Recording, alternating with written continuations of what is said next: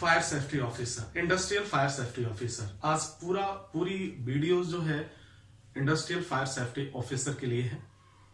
और आपको क्या करना है, अगर आप फायर सेफ्टी ऑफिसर के लिए या फायर सेफ्टी के लिए पढ़ाई कर रहे हैं, पढ़ाई स्टार्ट कर चुके हैं या कंप्लीट कर चुके हैं या जॉब में हैं, तो ये वीडियोस आपके लिए काफी इंपॉर्टेंट होने वाला है। ठीक है, यदि आप एचएससी डिपार्टमेंट से भी हैं, क्योंकि एचएससी डिपार्टमेंट लगभग दोनों को निभाने की कोशिश करते हैं, तो ये भी आपके पूरा आपको काफी हेल्प करेगा आपको हर एक चीज को समझने में। मैं इस पूरे वीडियो में पूरे साल की पढ़ाई पूरे वीडियो में एक में पूरा फायर सेफ्टी बताने वाला हूं कि इस पूरे फायर सेफ्टी में एक फायर सेफ्टी ऑफिसर क्या क्या करता है, उसके रोल्स, उसकी रिस्पॉन्सिबिलिटीज, तमाम तरह की चीजें कैसे करना है। बहुत ज्यादा हम टाइम वेस्ट नहीं करेंगे और ना ही मुझे पसंद है टाइम वेस्ट करना खुद का या किसी और का। तो हम बात करते हैं फायर सेफ्टी ऑफिसर।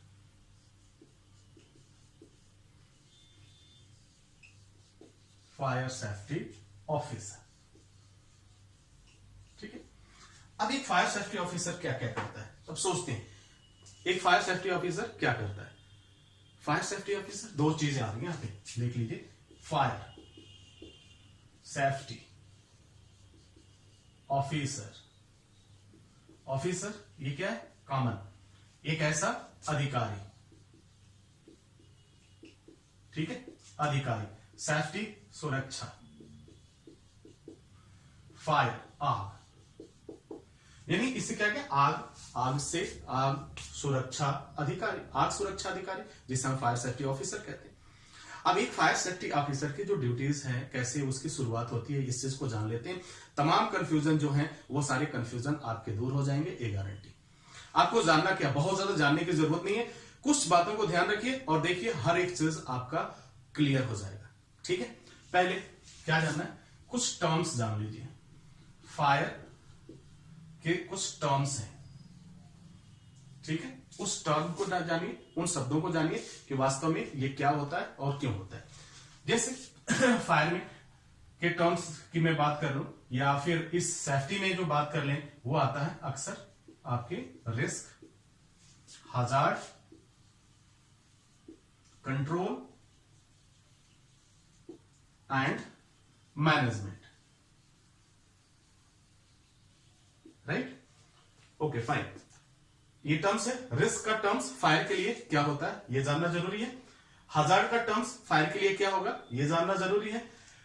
और कंट्रोल मेजर, फायर को कंट्रोल करने के लिए आपको क्या करना है, इस टर्म्स को जानना जरूरी है। और फिर मैनेजमेंट, इन सबको मिला देते हैं तो क्या हो जाता है हमारा मैनेजमेंट। ओके, तो ये फायर के टर्म्स को हमने जान लिया। फिर जब फायर के टर्म्स को आपने जान लिया तो इसके बाद से जो सबसे ज्यादा इंपॉर्टेंट है मैं कर लेता हूं, क्योंकि रिस्क का टर्म आपने जाना तो इसी को हम ले आते हैं यहां पे, रिस्क असेसमेंट। किसके लिए होगा रिस्क असेसमेंट, किसके लिए होगा, हाँ बोलिए, रिस्क असेसमेंट फायर के लिए होगा, एग्जैक्टली किसके लिए होगा, फायर के लिए होगा। ठीक है, ये रिस्क असेसमेंट किसके लिए हुआ, फायर के लिए हो गया। ठीक है, इसके बाद आगे इंस्पेक्शन, इंस्पेक्शन किसके लिए होगा, फायर के लिए होगा। ठीक है, इसमें इस फायर के साथ क्या चल रहा है, सेफ्टी जो है हिडन चल रहा है, साथ साथ चलेगा, जहां भी फायर होगा वहां सेफ्टी जरूर चलेगा, साथ साथ चल रहा है। अगला काम क्या हो गया, तो रिस्क। अब इस टर्म्स को ले आते हैं, कुल कितने हजार्ड्स हैं, हजार्ड्स, हजार्ड किसके लिए, हाँ बोलिए, हजार्ड्स किसके लिए, तो फायर के लिए। ठीक है, हजार्ड फायर के लिए कितने हैं, ये चीज जानना जरूरी है। अब इसके बाद से आगे करते हैं, चलते हैं, कंट्रोल,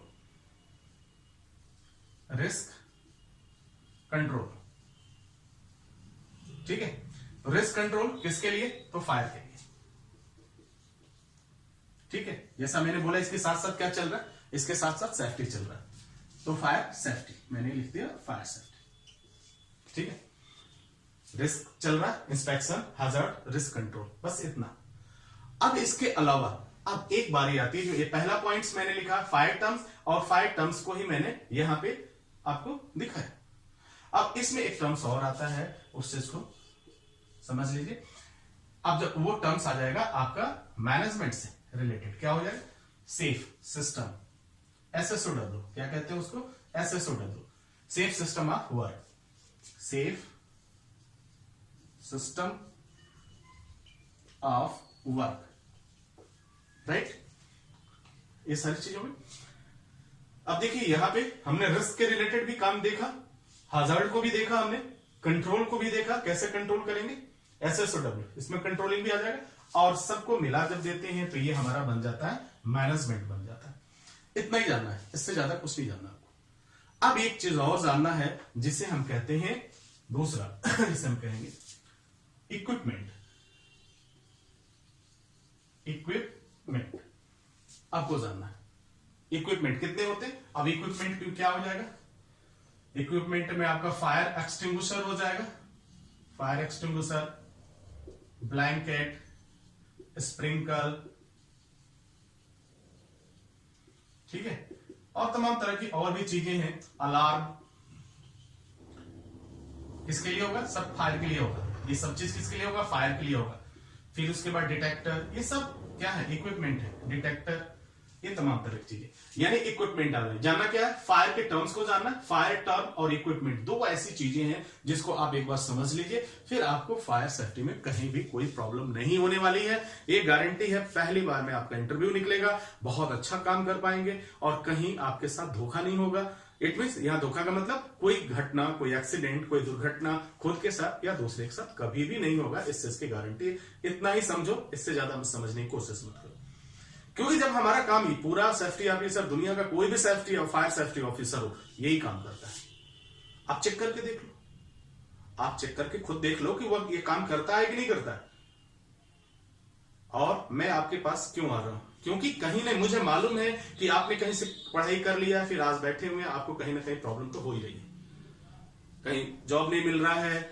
अगर जॉब मिलने की बारी भी आती है, इंटरव्यू की बारी आती है, इंटरव्यू फेल हो जाता हूं, बार बार कोई कॉल नहीं करता है, सब लोग कहते हैं कॉल करेंगे, बट कॉल आता नहीं है, कभी कॉल नहीं आता है। तो इस चीज को जानना जरूरी है। हमें क्या इतना बस जानिए और फिर एक बार अपने आप को रिव्यू करिए, चेक करिए, अगेन जाइए, देखिए फिर रिजल्ट क्या आता है। जो रिजल्ट आएगा रियली आप सरप्राइज हो जाएंगे और आप देखेंगे कि हाँ वास्तव में हमने जो कुछ भी किया है वही साकार हुआ है, वही पॉजिटिव गया है, अदरवाइज सब कुछ नेगेटिव गया। तो एक फायर सेफ्टी ऑफिसर के लिए ये सारी चीजें जानना जरूरी है, ठीक है। तो टर्म्स जान लीजिए, फायर के टर्म्स जान लीजिए क्या है, कैसे हैं। इसमें जो है इक्विपमेंट में जानने के लिए, जब फायर में जानेंगे, टर्म्स जानेंगे तो तमाम तरह की चीजें आएंगी। एक चीज और भी मैं जोड़ देता हूं इसी टर्म्स में, आपकी आ जाती हैं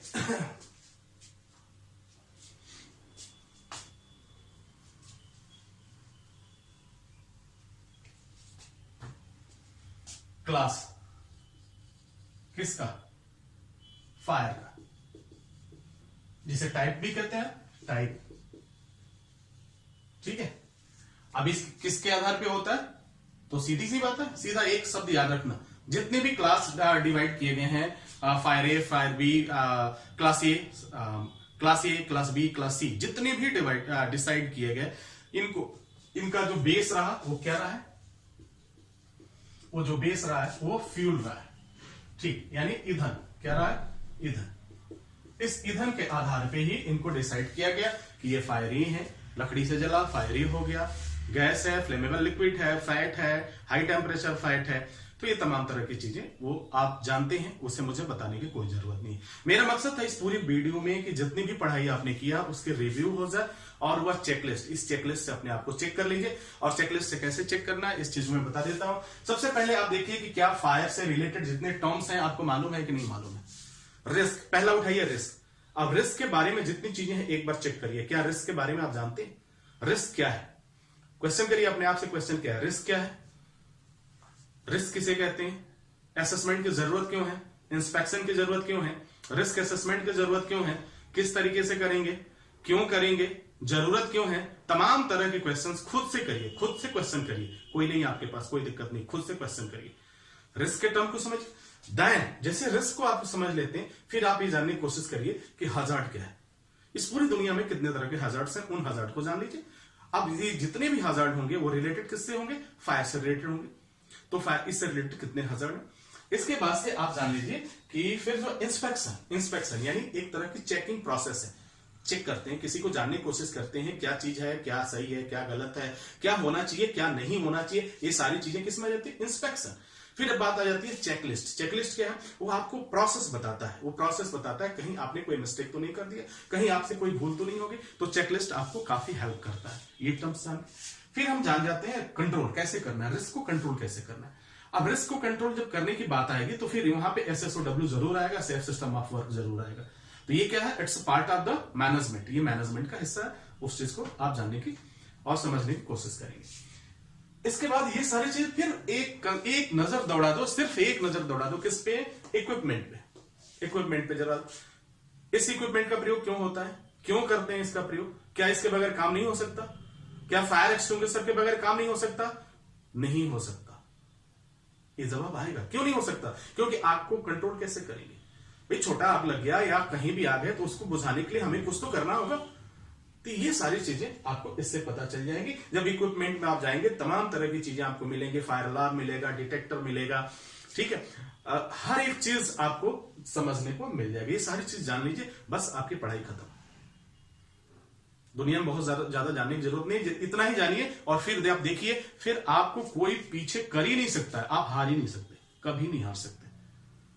और फिर रिजल्ट देखिए क्या आता है। होता क्या है, यहां किसी के पास टाइम नहीं है, किसी के पास टाइम नहीं है। मैं जानता हूं बहुत ही कम स्टूडेंट्स हैं जो या तो फिर वास्तव में जुड़े हुए हैं करियर से, वही पूरे वीडियो में रह पाते हैं, नहीं तो बाकी चलो आगे। वहां भी तेजी है, आधे 10 मिनट में भी तेजी रहती है, 20 मिनट भी। जो 10 मिनट में 20 मिनट में सर तेजी है तो फिर पूरी लाइफ में तेजी होगी, और तेजी इतनी होगी कि फिर उतनी दोगुनी तेजी से आपको जॉब नहीं मिलने वाला है। आप भागते रहेंगे क्योंकि आपके पास टाइम नहीं है। और जब आपके पास टाइम नहीं है तो कंपनी आपको नौकरी क्यों देगी? उम्मीद है कि आपको ये सारा एनालिसिस समझ में आया होगा और आपके लिए काफी हेल्पफुल होगा। इसी के साथ इजाजत चाहेंगे, नेक्स्ट वीडियो में पुनः हाजिर होते हैं। तब तक के लिए wish you all the best. Thank you for watching, thank you for learning.